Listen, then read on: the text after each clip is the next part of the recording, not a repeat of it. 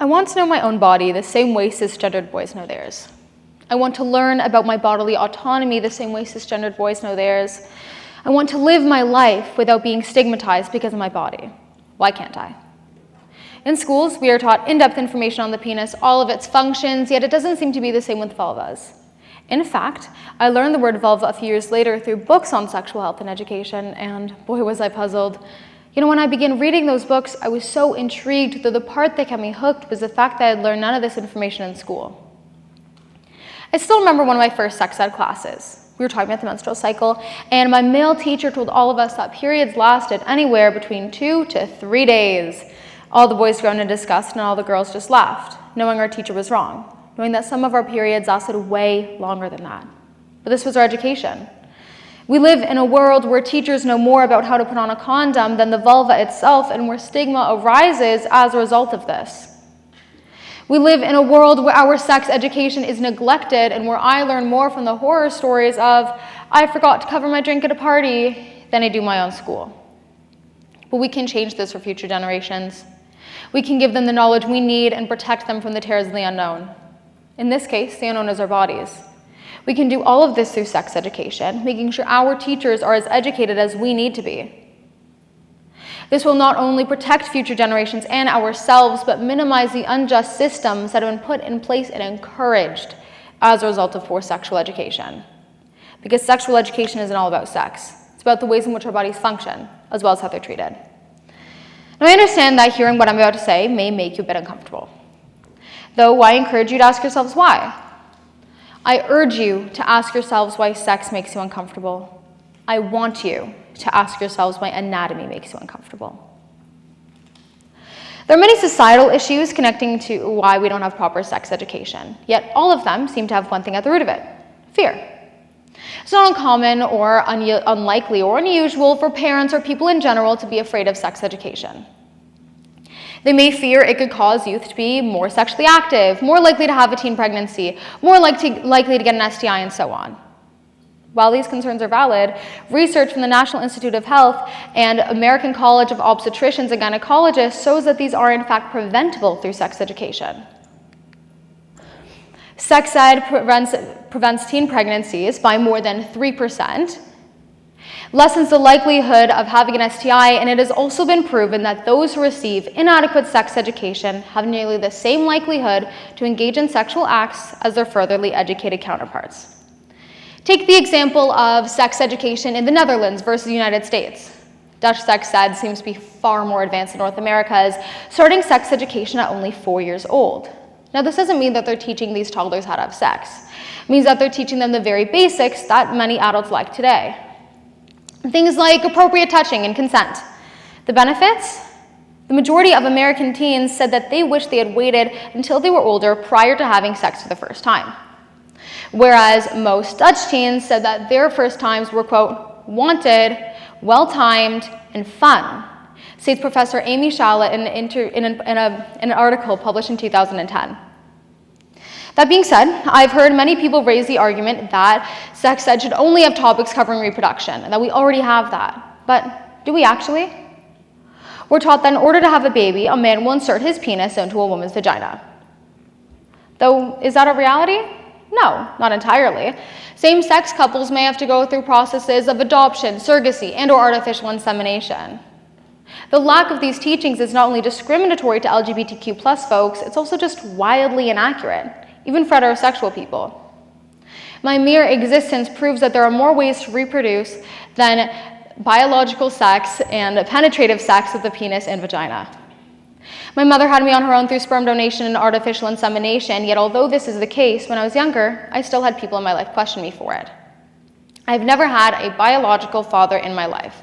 Therefore, the question of how was I made seemed to spark in their heads. Making cards on Father's Day in class, having teachers ask me as to why I wasn't making one, and I'd answer with, I don't have a dad. Their replies were, how? Is it not concerning that our own teachers, the professionals in our lives from a young age, lack this education? This puts a limit on what we are taught, potentially restricting future opportunities for those who are infertile, LGBTQ+, anyone who cannot or does not want to reproduce in this traditional way. And when it comes to sex, safety should always come first. There is a ton of misinformation spread about sex and contraceptives. We're taught, use a condom, you won't get pregnant. In reality, male condoms are only up to 98% effective for protecting against pregnancies when used absolutely perfectly every single time. Planned Parenthood found that 13 out of 100 people who use condoms during sex get pregnant annually. And although it's not 100%, condoms should still be used as a precaution for not only pregnancies, but STIs as well. Schools lack education on dental dams and flavored condoms, both used for the prevention of the transfer of STIs through oral sex, birth control, and more. So how are teenagers and adults supposed to know this without learning it? The point of education is to learn lifelong skills and the knowledge needed to succeed in life. So why don't we learn how to protect our bodies? Not only that, why don't we know our own bodies? There's an ongoing joke that's seemingly present in many people's humor online and in general that men can't find the clitoris. There are even some people out there who actively believe that the clitoris is a myth. Unfortunately, yet unsurprisingly, many people with vulvas lack this information as well. Although it's basic anatomy. Students learn about the heart, the lungs, the large intestine and the small intestine. We learn these organs because they're important to know.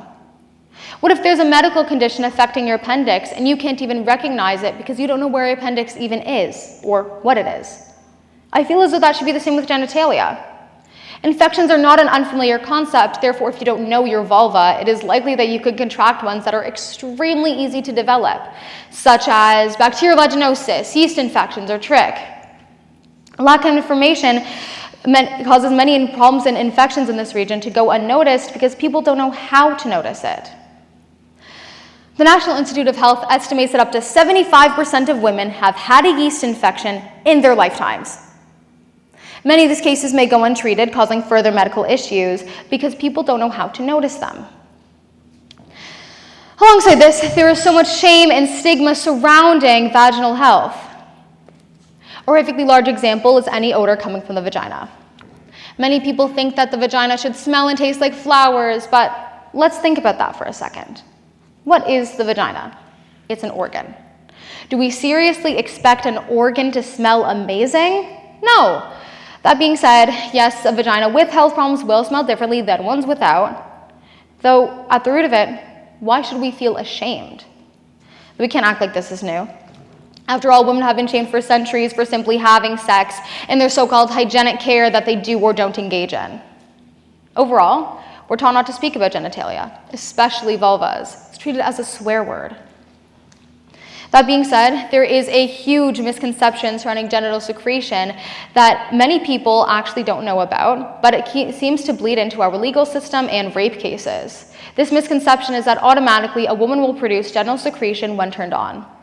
Emily Nagoski, a sexual health educator and researcher and author, teaches in her book, Come As You Are, that in reality, a woman can produce genital secretion when their brain kind of rings a bell that goes, ding, ding, ding, I sense sex. Doesn't mean that they actually want to have sex.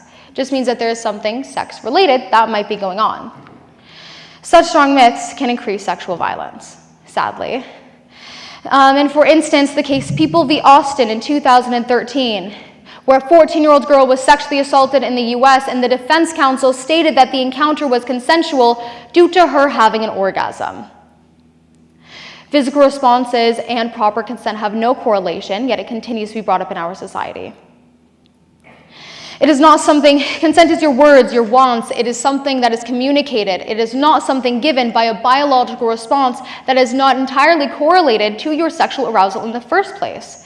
As a matter of fact, the Canadian Women's Foundation has stated that it is estimated that 45% of Canadians don't understand what it fully means to give consent to sexual activity.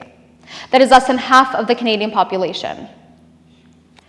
According to CTV News, the rate of sexual assault in Canada had reached more than 34,200 police-reported cases in 2021.